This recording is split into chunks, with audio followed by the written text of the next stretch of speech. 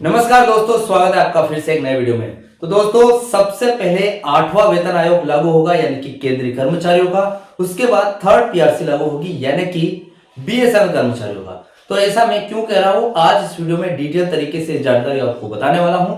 और साथ में एक और इम्पोर्टेंट टॉपिक है जो कि वीआरएस कर्मचारियों का है कि वीआरएस कर्मचारी है, ठीक है, जिन्होंने 2017 से पहले यहाँ पर वीआरएस ओटीस है, जिन्होंने 2017 से पहले अपनी स्वेच्छा से वीआरएस लिया था या फिर 2017 के बाद अपनी स्वेच्छा से वीआरएस लिया था, ठीक है। तो जो भी दोनों कर्मचारी थे जिन्होंने वीआरएस लिया था, तो उनको थर्ड पीआरसी का लाभ मिलेगा या नहीं, आज इस वीडियो में डिटेल तरीके से क्लियर करने वाला हूं, ठीक है। क्योंकि 2017 ही इफेक्टिव डेट थी, इसलिए यहाँ पर कट ऑफ डेट का मामला है, वो भी हम सुझाएंगे, ठीक है। तो चैनल पर नए हो तो सब्सक्राइब करें। मेरा नाम है सुनील विश्वकर्मा। जानकारी यूजफुल लगे तो एक लाइक करके जरूर जाना। चलिए दोस्तों, बढ़ाते हैं वीडियो को आगे। तो दोस्तों, आपको पता है मैं जो भी जानकारी वगैरह देता हूं वो आपको पॉइंट बाय पॉइंट देता हूं ताकि आपको वेल एक्सप्लेन हो जाए, ठीक है। तो फिलहाल हमारे पास जानकारी है, देखिए, वीआरएस वाले कर्मचारी को थर्ड पीआरसी लागू होने पर कितना फायदा मिलेगा या फिर नहीं, ठीक है। और कौन से ऐसे कर्मचारी है वीआरएस वाले जिनको फायदा नहीं मिलेगा, ठीक है। और सबसे बड़ी न्यूज ये है कि भैया, जब तक 8 पे कमीशन यानी कि केंद्रीय कर्मचारियों का, सेंट्रल गवर्नमेंट एम्प्लॉइज का जब तक 8 पे कमीशन यानी कि 8 सीपीसी फाइनल नहीं होगा, तब तक थर्ड पीआरसी फाइनल नहीं होगी। अब यहाँ पर बात आती है कि ऐसा यहाँ पर क्यों है, ठीक है। तो क्यों ऐसा हो रहा है वो हम आज इस वीडियो में समझेंगे। तो देखिए दोस्तों, सबसे पहला पॉइंट रहने वाला हमारा कट ऑफ डेट 1/1/2017 ये क्या है और इसके बारे में यहाँ पर क्या बताया गया है वो जानेंगे। उसके बाद यहाँ पर सेकंड पॉइंट है हमारा, क्या 2017 से पहले जो भी वीआरएस जिन्होंने लिया था उनको कुछ नहीं मिलेगा। वीआरएस ओपटी से उन्होंने जो वीआरएस लिया था सभी को मिलेगा यहाँ पर, ठीक है, थर्ड पीआरसी। लेकिन कौन से कर्मचारियों को नहीं मिलेगा। और बात आती है कि क्या जो वीआरएस लेने वाले कर्मचारियों को कुछ भी नहीं मिलेगा, तो वो आज इस पॉइंट में जानेंगे, ठीक है। उसके बाद तीसरा पॉइंट आता है जो कि सबसे इंपॉर्टेंट पॉइंट है, जिसका जिक्र मैं हर एक वीडियो में करता हूं, जैसे कि अफोर्डेबिलिटी क्लॉज, ठीक है। अफोर्डेबिलिटी क्लॉज की दीवार जो आपके जो कि कर्मचारी और थर्ड पीआरसी के बीच में आ रही है, उसका क्या मामला है और क्या उस पर यहाँ पर न्यू अपडेट है, ठीक है, वो आज हम जानेंगे। चौथा पॉइंट आता है, फाइल की वर्तमान स्थिति क्या है और उस पर अदालती मामले क्या है। क्योंकि देखिए, यहाँ पर फाइल अटकी हुई है तो अदालती कार्यवाही भी होगी। तो क्या मामला है अदालती, वो आज इस पॉइंट में समझेंगे, ठीक है। और पांचवा पॉइंट है न्यू अपडेट 2024 से लेके 2025 की, वो समझेंगे, ठीक है। तो फिलहाल पहले पॉइंट की ओर बढ़ते हैं, जो है कट ऑफ डेट यानी कि 1/1/2017 की कट ऑफ डेट क्या है। ये सबसे बुनियादी नियम है। बुनियादी यानी कि जो सबसे नीचे, जैसे कि घर बनता है तो जो बुनियाद रहता है, जो ढांचा होता है, वो नियम है, ठीक है। देखिए, थर्ड पीआरसी की सिफारिशें 1 जनवरी 2017 से लागू मानी गई। सरकारी और पीएसयू नियमों के अनुसार किसी भी वेतन संशोधन, पे रिवीजन का लाभ उन्हीं को मिलता है जो प्रभावी तारीख यानी कि इफेक्टिव डेट पर सेवा में थे। देखिए, सरकार का नियम क्या बोलता है कि भैया थर्ड पीआरसी लागू करनी है, भले अभी 2025 है, भले 2026 में लागू होगा, लेकिन इफेक्टिव डेट कौन सी है, 2017। अब 2017 से पहले जिन्होंने वीआरएस लिया है या फिर 2017 के बाद में लिया है, इफेक्टिव डेट तो 2017 ही रहेगी और ये नहीं बदलेगी, ठीक है। अब जो इसके बाद वीआरएस लिया है उनका क्या होगा और उनसे 2017 से पहले जिन्होंने वीआरएस लिया उनका क्या होगा वो देख लेते हैं। अगर आपने 1 जनवरी 2017 के बाद वीआरएस लिया है तो आप तकनीकी रूप से थर्ड पीआरसी के लाभों यानी कि जो एरियर्स है, उसके बाद रिवाइज पेंशनर बेनिफिट है, के हकदार है, बशर्ते आपके पीएसयू ने इसे लागू कर दिया हो। शर्त यह है कि बस थर्ड पीआरसी लागू हो जानी चाहिए, तो आप सभी चीजों के हकदार हैं, वीआरएस लेने वाले कर्मचारी भी जो 2017 के बाद रिटायर हुए थे, ठीक है, जिन्होंने वीआरएस लिया था। अगर आपने 1 जनवरी 2017 से पहले वीआरएस लिया है, अब यहां मामला आपका अटक जाता है और फंस जाता है बुरी तरीके से, क्योंकि आप नई वेतन पे स्केल जो कि न्यू पे स्केल है, लागू होने से पहले ही सेवा से बाहर हो चुके थे। इसलिए आप सीधे तौर पर वेतन वृद्धि के हकदार नहीं माने जाते हैं, ठीक है। अभी आपको समझ में आ गया होगा कि वीआरएस लेने वाले कौन से कर्मचारियों को थर्ड पीआरसी का लाभ नहीं मिलेगा।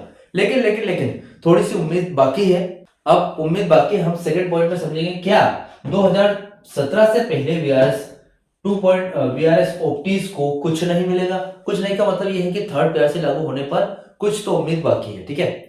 अब देखिए, सीधा सा जवाब यह है कि भैया तकनीकी पहलू से नहीं मिलेगा, कुछ भी लाभ नहीं मिलेगा, लेकिन कुछ तो है। ठीक है, अब देखिए पहला तो है ग्रेचुइटी और लीव इनकेशमेंट। ठीक है, रिटायरमेंट बेनिफिट्स हमेशा उस वेतन बेसिक जो कि बेसिक प्लस डीए पर कैलकुलेट किए जाते हैं जो कर्मचारी ने अपनी सेवानिवृत्ति के आखिरी दिन लिया था। ठीक है, अब क्योंकि 2017 से पहले रिटायरमेंट होने वाले का वेतन सेकंड पीआरसी के अनुसार था, इसलिए ग्रेचुइटी की कैलकुलेशन भी पुराने स्केल पर ही होगी। ठीक है, जो आपकी ग्रेचुइटी है वो सेकंड पीआरसी के अनुसार है, तो आपको उसी के हिसाब से सारा जो भी मतलब बेनिफिट है उसी के हिसाब से मिलेगा। ठीक है, अब पेंशन का मामला देख लेते हैं। पीएसयू कर्मचारियों के लिए पेंशन अक्सर ईपीएस 95 या फिर कंपनी अपनी डिफाइंड कंट्रीब्यूशन पेंशन स्कीम के तहत होती है।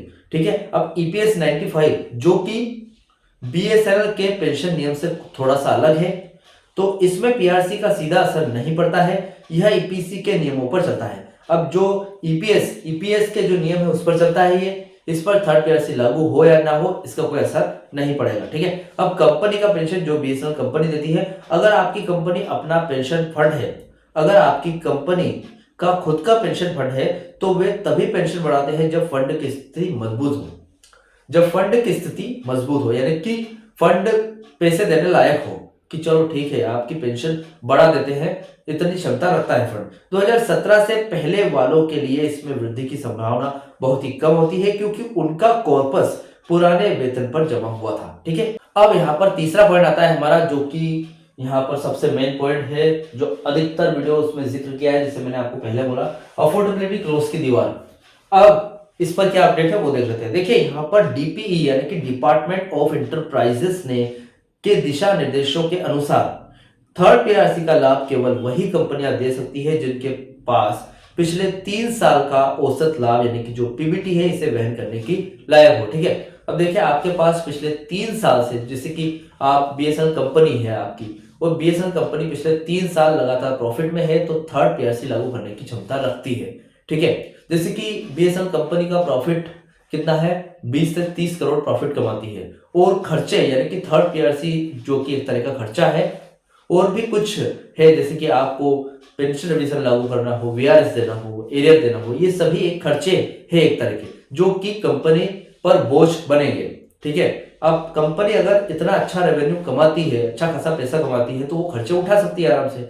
अगर वो खर्चे उठाने के लायक कंपनी बन गई तो ये जो अफोर्डेबिलिटी क्लॉज है ये हटा लेगी सरकार। अब कंपनी 2007 से लगातार लॉस में है। ठीक है, अब सरकार ने इसे लॉस में तो है, अब लॉस में कोई कंपनी जाती है लगातार, 2007 की बात है, लगातार अभी तक लॉस में ही जारी है, अभी प्रॉफिट में थोड़ा बहुत आई है, लेकिन इतने सालों से लगातार 17 सालों से लॉस में थी। अब इतने साल लगातार लॉस में रहने से कोई भी कंपनी होगी तो वो तो डूब जाएगी। अब क्यों नहीं डूबी, क्योंकि सरकार ने बीएसएनएल को रिवाइवल पैकेज दिया था कि कुछ ना, चलो ठीक है कंपनी कुछ नहीं कमाएगी चलेगा, लेकिन कंपनी को हम डूबने नहीं देंगे, इसलिए रिवाइवल पैकेज देते हैं हर साल ताकि कंपनी डूबे ना।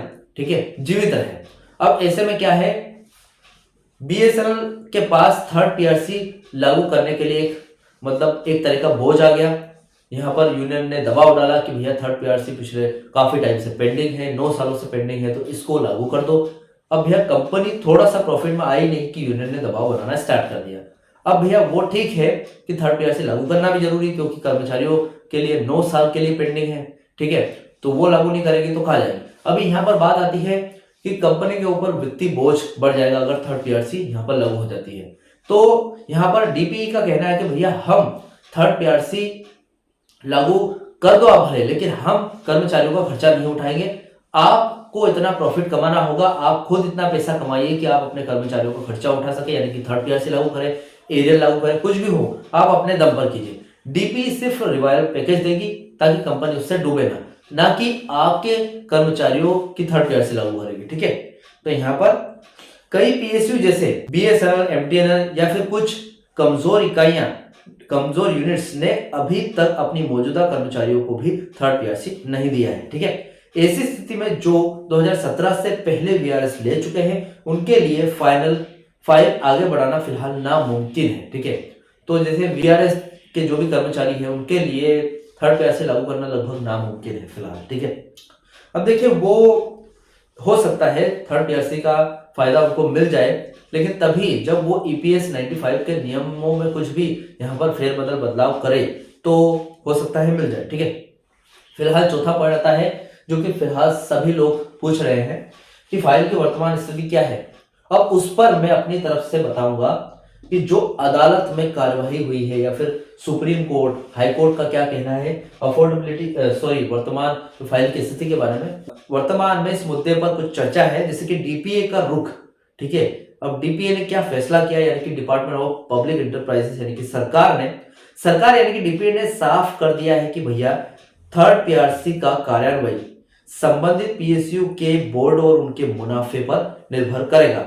सरकार अलग से फंड नहीं लेगी। जैसा कि आपको मैंने पहले बताया कि भैया डीपीए ने स्पष्ट बोल दिया है कि आप खुद के खर्चे, जो भी थर्ड पीआरसी का खर्चा है वो आप खुद के दम पे करो। अगर आप नहीं कर सकते तो आपके ऊपर अफोर्डेबिलिटी क्लोज लग जाएगा, और लगा है, ये हटा नहीं सकते। ठीक है, तो इसके लिए हम रिवाइवल पैकेज नहीं देंगे। ठीक है, और सरकार इसके लिए अलग से फंड नहीं देगी। अब कोर्ट केस का क्या मामला है। कई कर्मचारी यूनियनों और वीआरएस लेने वालों ने अदालतों में याचिकाएं दर्ज की है। उनका तर्क यह है कि पेंशन भोगी एक ही वर्ग क्लास के होते हैं, चाहे वो किसी भी और कभी भी यहाँ पर रिटायर हुए हो। ठीक है, अब देखिए यहाँ पर कर्मचारी यूनियन बोल रही है कि भैया भले 2017 से पहले रिटायर हुए हो या फिर 2017 के बाद पेंशनर्स है या फिर जो वीआरएस लेने वाले कर्मचारी है, ठीक है, सभी लगभग एक ही वर्ग के होते हैं। ठीक है, जो रिटायर किसी भी टाइम हुए हो भले वो, सभी को थर्ड पीआरसी का लाभ मिलना चाहिए। तो भैया इन्होंने याचिका दर्ज करा दी है, लेकिन इस पर सुप्रीम कोर्ट का क्या कहना है और वो भी साफ साफ कहा है। देखिए पुराने फैसलों में कोर्ट ने कहा है कि वेतन संशोधन के लिए एक कट ऑफ डेट तय करना संवैधानिक है। ठीक, कट ऑफ डेट का मतलब है इफेक्टिव डेट 2017 से है। ठीक है, यानी अगर सरकार ने 2017 की डेट तय कर दी है तो उससे पहले वालों को बाहर रखना अवैध नहीं माना जाता है। ठीक है, अब देखिए यहाँ पर 2017 की बात हो रही है, मतलब स्पष्ट मना कर दिया गया है कि 2017 से पहले वीआरएस लेने वालों को थर्ड पीआरसी का लाभ नहीं मिलेगा, और ये किसी भी प्रकार गलत नहीं है। ठीक है, सुप्रीम कोर्ट के हवाले से। अब यहाँ पर पांचवा पॉइंट आता है जो कि न्यू अपडेट है 2024 से लेकर 2025 की, वो भी देख लेते हैं। अभी की ताजा स्थिति यह है कि सरकार का पूरा ध्यान देखिए दोस्तों, ये जो पांचवा पॉइंट है ये न्यू अपडेट तो है, लेकिन ये न्यू अपडेट कौन सी है, 8 सीपीसी की। ठीक है, यहाँ पर 8वें वेतन आयोग के बारे में बहुत ही बड़ी जानकारी दी गई है, जो कि अभी से इससे पहले मैंने जो भी जानकारी बताई वो वीआरएस वाले कर्मचारियों की थी। ठीक है, लेकिन 8 सीपीसी के बारे में बहुत ही बड़ी अपडेट निकल कर आई है, जो कि थर्ड पीआरसी से बिल्कुल जोड़ खाती है, एकदम रिलेटेड है। ठीक है, अब न्यू अपडेट ये है कि भैया देखिए अभी की ताजा स्थिति यह है कि सरकार का पूरा ध्यान 8वें वेतन आयोग यानी कि 8 पे कमीशन के गठन पर है।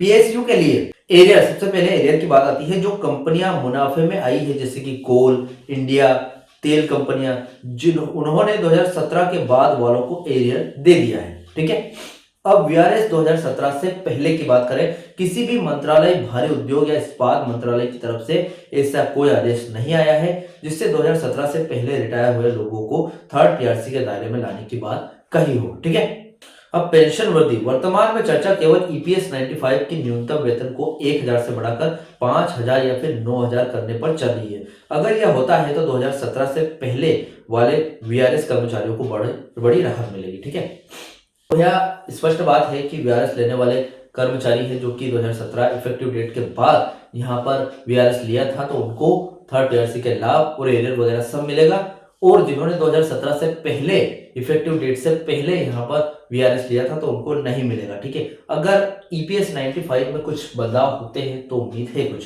ठीक है, कुछ सलाह भी है आपके लिए, यदि आप किसी विशेष पीएसयू जैसे सेल, बीएसएनएल, बीएचईएल से है तो अपनी कंपनी के रिटायर एसोसिएशन से जुड़े। वर्तमान में केवल सामूहिक कानूनी लड़ाई या सरकार के किसी विशेष एक्स ग्रेशिया निर्णय से ही कुछ मिलने की उम्मीद है। ठीक है, जो 8वें वेतन आयोग से रिलेटेड ये है कि जो सरकार थर्ड पीआरसी को आगे क्यों नहीं बढ़ा रही है, फाइल आगे क्यों नहीं बढ़ रही है, तो इसका सीधा सा मतलब है कि 8वां वेतन आयोग बीच में आ रहा है। 8वां वेतन आयोग भी 2026 में लागू होने वाला है, और थर्ड पीआरसी में भी अभी काफी डिले है, जैसा कि मैंने पिछले वीडियोस में बताया कि हो सकता है काफी टाइम ले सकती है थर्ड पीआरसी, 5, 7 महीने, 8 महीने। तो भैया थर्ड पीआरसी और आठवां वेतन आयोग दोनों 2026 में लागू होंगे। तो कौन से आयोग पर ज्यादा ध्यान देगी केंद्र सरकार? सबसे पहले सेंट्रल गवर्नमेंट एम्प्लॉइज के, ठीक है, जो कि 8CPC आठवां वेतन आयोग लागू करना बहुत जरूरी है। अब बीएसएनएल ईयू पर क्यों नहीं ध्यान देगी? क्योंकि बीएसएनएल ईयू यहाँ पर पीएसयू एक तरह की कंपनी है, वो खुद का नेट प्रॉफिट कमाती है, और सरकारी जो आठवां वेतन आयोग है वो सरकार खुद के केंद्रीय गवर्नमेंट में आता है, ठीक है, सेंट्रल गवर्नमेंट में आता है, तो इसलिए उस पर ध्यान पहले देगी। हो सकता है सरकार अपना ध्यान हटाकर आठवें वेतन आयोग पे केंद्रित कर ले और उसको पहले लागू करे। तो देखते हैं आपकी क्या राय है, कौन सा पहले लागू होगा, आठवां वेतन आयोग या फिर थर्ड पीआरसी? कौन सा यहाँ पर पहले लागू होगा, मुझे कमेंट बॉक्स में बताइए। और इस जानकारी से रिलेटेड कोई भी डाउट क्वेश्चन वगैरह तो मुझे कमेंट बॉक्स में कमेंट कर सकते हैं। वीडियो अच्छा लगा तो वीडियो को लाइक कमेंट से जरूर करें। मिलते हैं दोस्तों नेक्स्ट वीडियो में। सी यू सून।